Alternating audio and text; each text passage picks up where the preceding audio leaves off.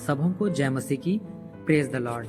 दाऊद के बारे में आगे सीखते हुए आज हम सीखेंगे कि योनातान ने दाऊद की सहायता कैसे की। पहला सामुएल उसका 19वां अध्याय में हम पढ़ेंगे कि कैसे साउल दाऊद को मारने की योजना बनाता है, क्योंकि वह उससे क्रोधित था। फिर एक दिन यहोवा की ओर से एक दुष्ट आत्मा साउल पर चढ़ा और साउल अपने लोगों को दाऊद के घर भेजता है कि वे उसकी घात में रहे और सवेरे उसे मार डाले। तब मीकल जो दाऊद की पत्नी थी उसे खिड़की से उतार देती है और दाऊद वहां से बचकर निकल जाता है। फिर दाऊद रमा में सामुएल के पास जाकर उसे सब कुछ बता देता है जो साउल ने उसके साथ किया। जब साउल को यह पता चला कि दाऊद रमा के नबायोत में है, तब साउल अपने लोगों को उसे पकड़कर लाने के लिए अपने लोगों को भेजता है। पर जब साउल के लोग वहां पहुंचते हैं, तब परमेश्वर का आत्मा उन पर चढ़ता है और वे नबूवत करने लग जाते हैं। और साउल फिर से अपने लोगों को वहां भेजता है, पर फिर से यही होता है। तब साउल आप ही रमा को जाता है और परमेश्वर का आत्मा उस पर भी उतरता है और वह भी नबूवत करने लग जाता है।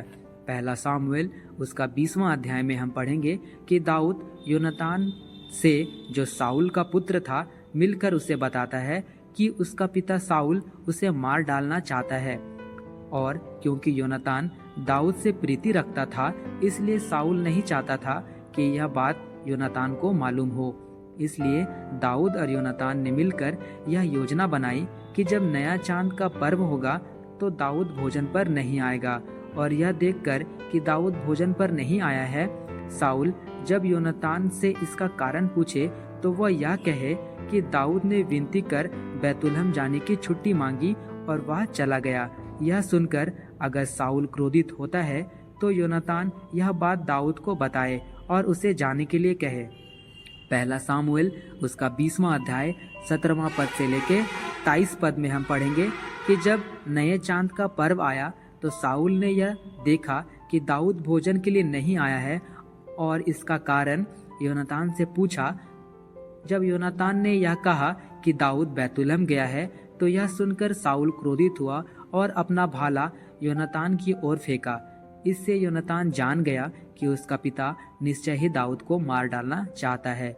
और अगले ही सुबह योनातान दाऊद से मिलने उस मैदान में चला जाता है जहां दाऊद छिपा था।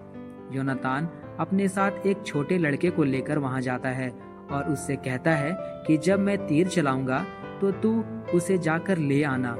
जब योनातान तीर चलाता है और वह लड़का उसे लाने को दौड़ता है, जब वह लड़का वहां पहुंचता है तब योनातान चिल्लाकर कहता है, तीर तो तेरे उस ओर है, फुर्ती कर, ठहर मत। इस बात का मतलब दाऊद और योनातान जानते थे।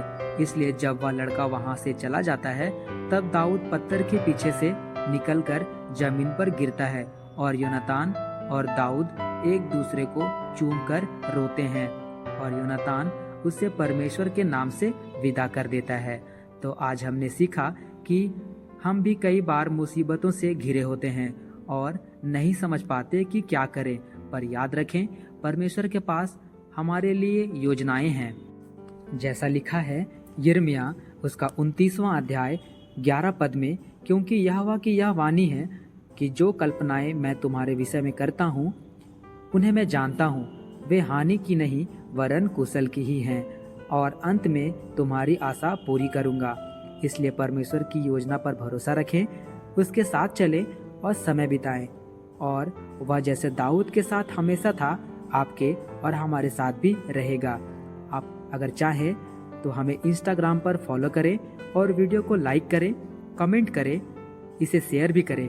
और अगर आपने अभी तक हमारे चैनल को सब्सक्राइब नहीं किया है तो अभी सब्सक्राइब करें। वीडियो देखने के लिए आप सबों को थैंक यू।